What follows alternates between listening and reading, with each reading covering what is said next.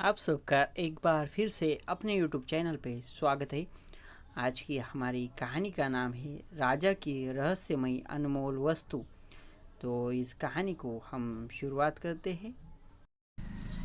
एक राजा को अपनी प्रजा की देखभाल करनी होती है, लेकिन अगर राजा अभिमानी और कर वसूली करने वाला और अपनी शौक में ही डूबा हो तो प्रजा को बहुत दुख झेलना पड़ता है।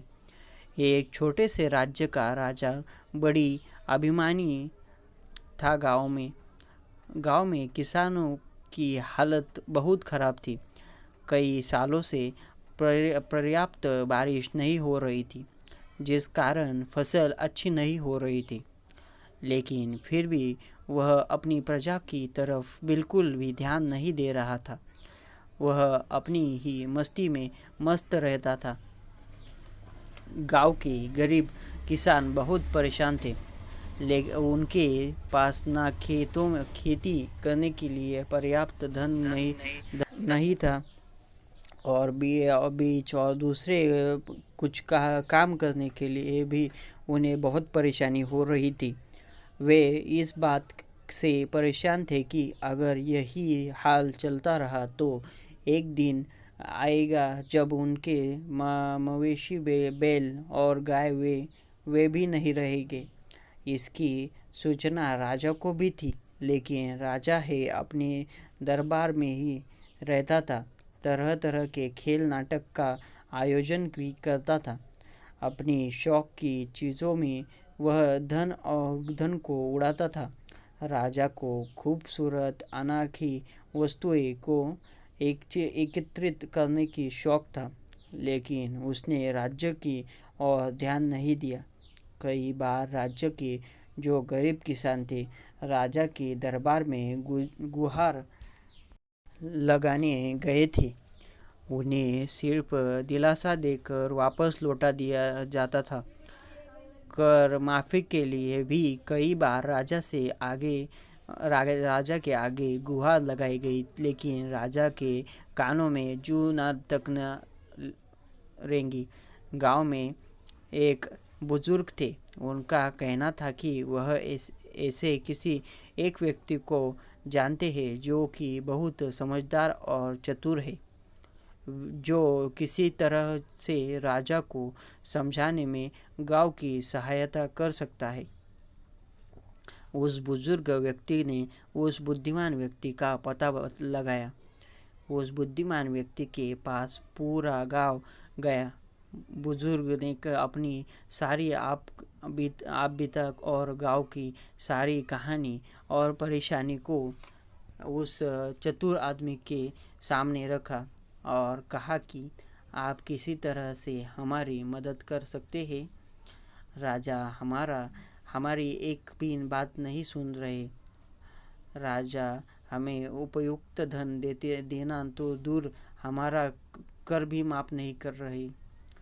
बुद्धिमान व्यक्ति ने गांव की हालत को देखते हुए कहा और किसानों की मुरझाई हुई चेहरे को देखते हुए कहा कि ज़रूर मैं तुम्हारे साथ में जाना चाहूँगा और तुम्हारी मदद करूँगा। वह व्यक्ति गांव में आया और राजा से मिलने की इच्छा जाहिर की। राजा ने पहली बार उससे मिलने से मना कर दिया।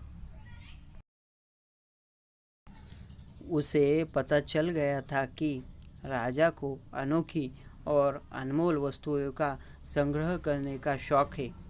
फिर उसने ऐसे ही 2-3 बार आग्रह करने के पर राजा ने उससे मिलने के लिए तैयार हुआ। जैसे ही वह व्यक्ति राजा के सामने दरबार में आया तो राजा ने कहा कि क्या कहना चाहते हो तुम? कहो। किसी की कोई समस्या लेकर आए हो तो उसके लिए मैं कुछ नहीं कर सकता। बरसात और सूखा, इन पर मेरा कोई वश नहीं चलता। उस व्यक्ति ने कहा कि नहीं महाराज, मैं यहाँ पर उनके लिए नहीं आया, मैं तो आपसे मिलने आया हूँ। आपकी बड़ी प्रतिभा का बड़ा सुना है। आपको ऐसे वस्तुओं का शौक है जो अनमोल और भिन्न हो जो इस संसार में कम पाई जाती है। यह भी मुझे ज्ञात है। राजा अपनी प्रशंसा सुनकर खुश हुआ। उसने कहा कि हाँ, बताओ तुम क्या लेकर आए हो। उस बुद्धिमान व्यक्ति ने कहा कि मेरे पास एक ऐसी कला है जिससे जिससे मैं एक ऐसी वस्तु का निर्माण कर सकता हूँ जो दिखने में ना सिर्फ खूबसूरत होगी बल्कि अनमोल भी होगी। इस संसार में अभी तक किसी के पास नया नहीं है जिसे आपके दरबार में मैं लाना चाहता हूँ। राजा यह सुनकर बहुत खुश हुए। उसने कहा कि कहाँ है वह वस्तु। तुमने उसका ऐसा वर्णन करने मेरे जिज्ञासा को बढ़ा दिया है। व्यक्ति ने कहा कि उनके निर्माण का ज्ञान उसे एक सिद्ध पुरुष ने बताया था, लेकिन मैं उसका निर्माण नहीं कर सका। राजा ने कहा, क्या, क्यों नहीं कर पाए? व्यक्ति ने जवाब दिया, उनके लिए मेरे पास धन नहीं है। मैं चाहता तो किसी भी राजा के दरबार में जाकर मांग सकता था, लेकिन मैंने आपको चुना क्योंकि उसके पीछे भी एक कारण है जो मैं आपको अभी नहीं बता सकता। राजा ने कहा कि हमारे पास धन की कोई नहीं, लेकिन वे वस्तु है कहाँ? व्यक्ति ने कहा, उसे निर्माण करने में 8 माह का समय लगेगा और उसकी विधि मुझे गुप्त रखनी पड़ेगी। वे मैं नहीं बता सकता। राजा ने दरबार में थोड़ी खलबली मच गई और उन्होंने कहा कि यह व्यक्ति शायद झूठ बोल रहा है। उस व्यक्ति ने कहा कि नहीं महाराज, मैं सच कह रहा हूँ। मैं आपको एक ऐसी वस्तु का निर्माण करके दूंगा जिसका रहस्य सिर्फ मुझे पता है। वे आज तक इस संसार में ना कोई बना पाया है, ना कोई बना पाएगा, और वे सिर्फ आपके दरबार में होगी। 8 महीने के बाद प्रयास से मैं उसे ला सकता हूँ। दरबार में उपस्थित मंत्रीगण क्रोधित होकर बोले कि क्या व्यर्थ की बात कर रहे हो? हमें मूर्ख बना रहे हो? तुम ठग हो। सभी के विरोध के बाद में व्यक्ति चुपचाप उनकी बातें सुनता रहा और मंद मंद मुस्कुराता रहा। उसकी मुस्कान और आत्मविश्वास को राजा देख रहा था। वे बिल्कुल भी भयभीत नहीं था। राजा ने कहा कि ठीक है, तुम्हें जितना धन चाहिए तुम लेकर जा सकते हो, लेकिन अगर 8 महीने के बाद वे वस्तु नहीं मिली या तुमने राज्य छोड़ने का प्रयास किया तो तुम्हें मृत्युदंड दिया जाएगा। उस व्यक्ति ने कहा कि जो आप मुझे दंड देना चाहते हो मुझे स्वीकार होगा, लेकिन अगर वस्तु आपको पसंद आई तो आप मुझे मुँह मांगी उपहार देंगे। राजा ने उसकी शर्त को मान लिया और आदेश दिया कि उसे जितना धन और दूसरी सामग्री चाहिए दे दी। बस वे व्यक्ति हर 10-15 दिन में मुँह मांगा धन राज दरबार से ले जाने लगा। दिन बीतते गए। राजा के मंत्रीगण और खुद राजा को चिंता जरूर हो रही थी, क्योंकि वे बहुत अधिक धन लेकर जाने लगा था। लेकिन राजा अब मना भी नहीं कर सकता था। व्यक्ति उस धन को गांव में वितरित करता था। अब 8वां महीना आने वाला था, या 15 दिन शेष बचे थे। तब वे राजा के दरबार में उपस्थित हुआ और उसने राजा से अकेले मिलने को कहा। राजा उसकी कही बात को मान लिया और उसे अपने कक्ष में बुलाया और पूछा कि कहो, ऐसा क्या है जो तुम कहना चाहते हो। उसने कहा कि महाराज, मैंने वह वस्तु बना ली है, लेकिन जैसे कि मैंने पहले दिन कहा था कि मैंने बहुत राजा को छोड़कर आपके दरबार में आना क्यों पसंद किया, उसका राज मैं आपको कहता हूँ। उस वस्तु के निर्माण होने के बाद मैं उसे देखने की कुछ शर्तें हैं कि वह वस्तु सिर्फ उन्हीं व्यक्तियों को दिखाई देगी जिनका मन निर्मल हो, जिसने कभी झूठ नहीं बोला जो निडर हो, जो इस धरती पर सबसे शक्तिशाली होगा, साथ ही छोटे से राज्य का राजा बल्कि पूरी पृथ्वी का राजा बनने का अधिकारी होगा।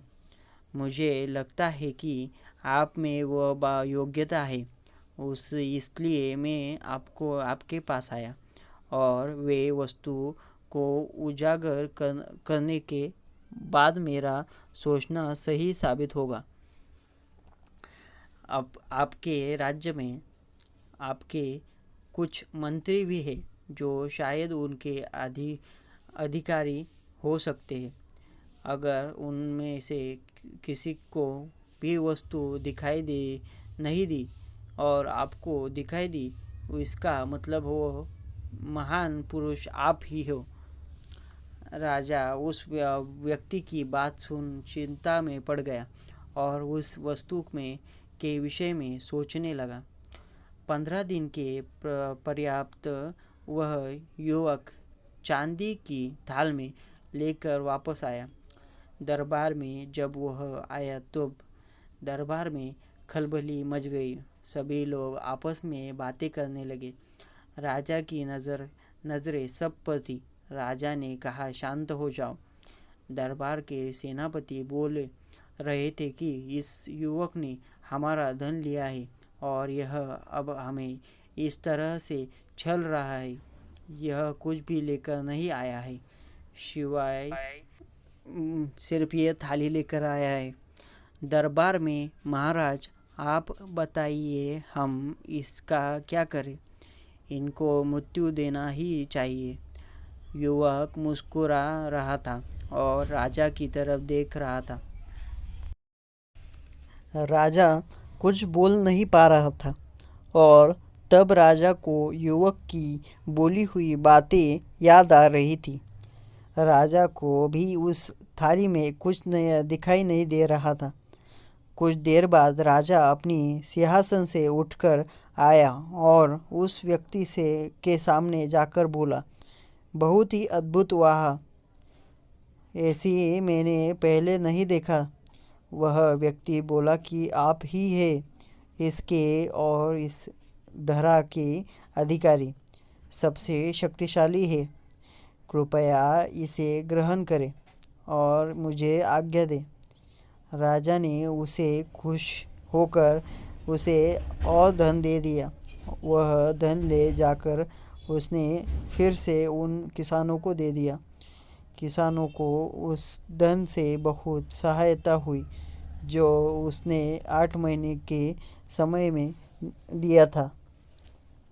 साथ ही कुछ सालों का सूखा इस बार टूट गया और फसल भी ठीक हुई। इस तरह एक समझदार युवक राजा को सबक सिखाया। इस कहानी से हमें यह पता चलता है कि सिर्फ ताकत ही या सत्ता ही बलवान नहीं होती। कुछ समय हमारी बुद्धिमानी बहुत ज़्यादा काम आती है। उस युवक ने उस राजा को कैसे सबक सिखाया, यह आपने सबने देखा ही। यह आपको सिखाता है कि बहस बड़ी नहीं होती, युक्ति बड़ी होती है। इसलिए अपना दिमाग ज़्यादा चलाए और समझदारी से काम ले। अगर आप सबको यह कहानी पसंद आई हो तो लाइक कीजिए और अपने चैनल को सब्सक्राइब कीजिए और यह कहानी आपके दोस्तों के साथ शेयर कीजिए। और ऐसे ही कहानियाँ सुनने के लिए मेरे साथ बने रहिए आपके यूट्यूब चैनल पर।